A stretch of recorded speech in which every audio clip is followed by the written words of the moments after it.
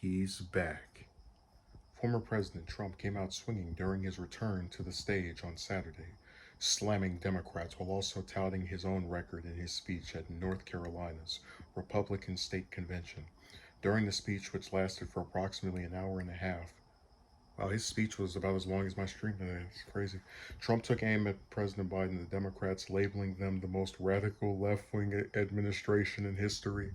Okay, I'm gonna take that comment and see if I can go on Google and find other instances of that being like I swear I've seen people say the same thing, or saw people rather say the same thing about Obama when he was in office. It was the most radical left wing administration in history. He also bragged about his many achievements during his time in office, claiming he handed the Biden administration the greatest economy in the history of the world. Complete BS.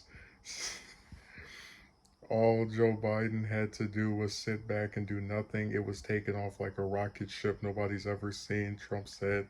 Instead, the economy is going to hell and inflation is going to cause a catastrophe in the near future. What did he even do to sink it? Like this is why people always say that Trump is funny, but he doesn't give any specifics. It's just word salad. Oh, I had such a great economy, and then it just tanked under Biden. What did he do? Oh, it just tanked. Trump's speech comes as the Republicans are gearing up for the 2022 midterm election and grappling with the former president's role in the party that he is no longer in the White House. It also comes amid speculation that Trump may run again for president in 2024, along with like 90 other people. Like between Cruz and Paul and Rubio and all the other ones I'm not even going to mention are Cotton. That thing is going to be a circus. The former president took a brief moment to yield his influence, endorsing Representative Ted Budd in his 2022 Senate bid to replace retiring Senator Richard Burr. Trump said Budd had only found out about the endorsement 15 minutes prior.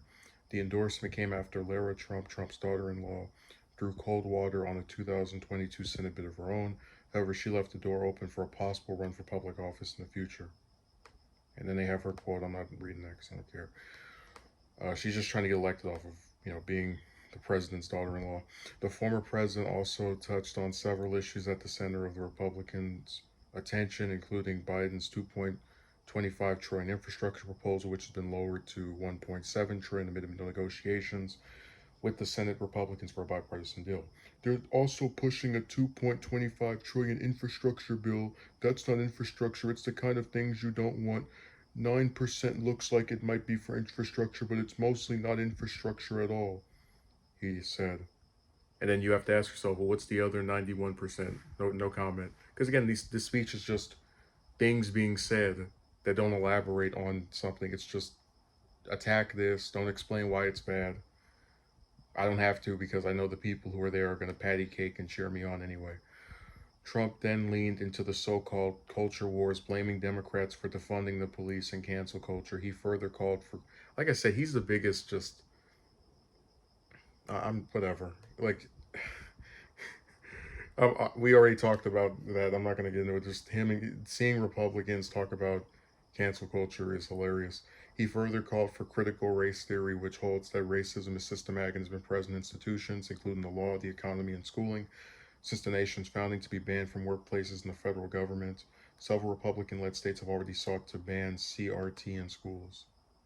That looks like that's good that they're supporting getting rid of that. Republicans at every level should move immediately to ban critical race theory in our schools, Trump said to loud applause. And we should ban it in workplaces, we should ban it in our states, and we should ban it in our federal government, that it should be done immediately. Trump also took credit for the administration's handling of the COVID pandemic, particularly the speed at which an effective vaccine was developed, and took a victory lap amid renewed attention to his supported theory that COVID-19 may have originated from a lab accident.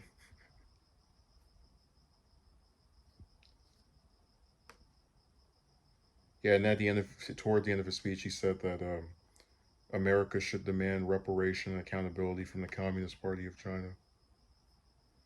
There's just so much stuff. This went on for an hour and a half. I'm glad I didn't see it. But it's more of the same old stuff. And my thing is,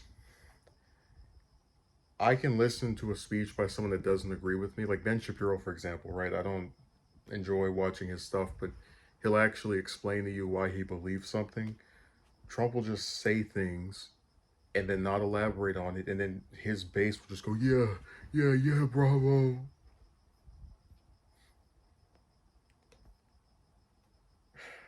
Like he says, Republicans across the country are pursuing voting reforms to ensure election integrity. What are these reforms? And I told you that kills me because you know damn well. And a lot of people forget that prior to him winning the first time, he was claiming that the election was going to be rigged because people that had been dead for 10 years were voting. Um, I have no reason to believe that if he actually was reelected this past November, he wouldn't be saying a single thing about the election being rigged. Trump ended the speech with one last parting shot at Democrats, saying, "We know the radical left would stop at nothing in their efforts to destroy the America we love." What a very uniting thing to say. The radical left will stop at nothing in their efforts to destroy the America we love. What does that even mean? Like, his whole speech is just platitude after platitude and vague statement and nebulous term. And then, like I said, all his supporters just eat it up. They look at that and they go, oh man, he told us. He sure said something profound. Oh my God. Every time I read something with him, it doesn't address a single thing. It's like, how can you sit there and talk for an hour and a half and still manage to say nothing? And like actually be able to say nothing because the people who are there just, they have to do that. Like the guy that got his endorsement, his daughter-in-law, all of them will go, yeah, this makes sense because they want to use his popularity to advance their own careers. So you're not going to see him get criticized by anybody, even if he totally deserves it for being this vague, non-answering, speaking in riddles, washed up politician.